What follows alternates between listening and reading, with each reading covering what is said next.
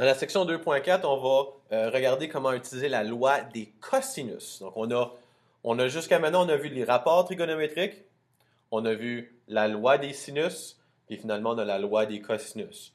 Donc là, on va utiliser la loi des cosinus dans des situations où est-ce que on a des triangles obliques, donc les rapports trigonométriques ne fonctionnent pas, et dans des situations où est-ce que la loi des sinus ne peut pas nous permettre de trouver la réponse. Donc la loi des cosinus est un autre outil qui va avec la loi des sinus. Si tu ne peux pas utiliser la loi des sinus, tu utilises la loi des cosinus, et vice-versa.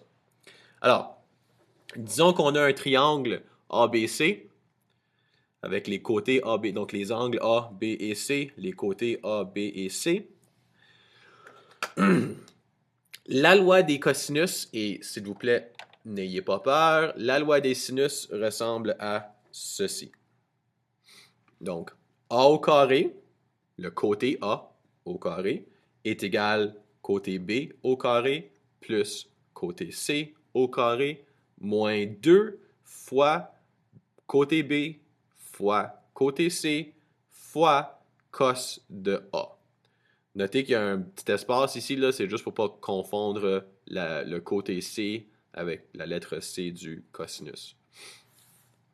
Maintenant, qu'est-ce que ceci veut dire?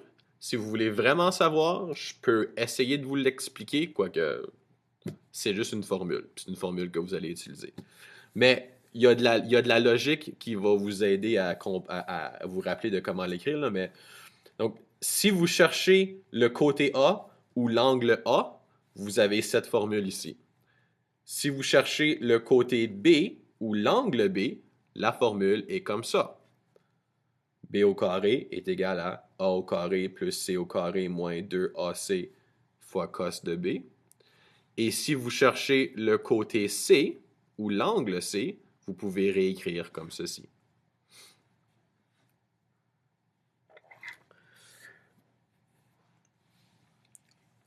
Ça veut probablement, ça devrait pas vouloir dire grand-chose pour vous, cette formule-là. Ce qui est important, là, vraiment, c'est de savoir comment l'appliquer. Fait qu'on on va faire des exemples. Mais mon chapeau à la personne qui a pensé à ça, là. Mais en tout cas, la loi des sinus, la loi des cosinus, excusez, on va utiliser la loi des cosinus dans les deux situations suivantes. Quand que tu connais la longueur de deux côtés et l'angle qu'ils forment, oups, qu'il prend un S, franchement. En d'autres mots, si vous avez deux côtés, puis l'angle qui est entre les deux côtés, vous utilisez la loi des cosinus. Ou, si vous savez la longueur des trois côtés, vous utilisez la loi des cosinus.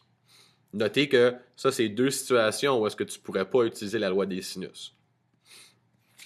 Donc, si on regarde des exemples de triangles, donc si on a un triangle ici avec un côté, l'autre côté et l'angle entre les deux, l'angle qu'ils forment, ça te donne, ça, tu vas utiliser la loi des cosinus.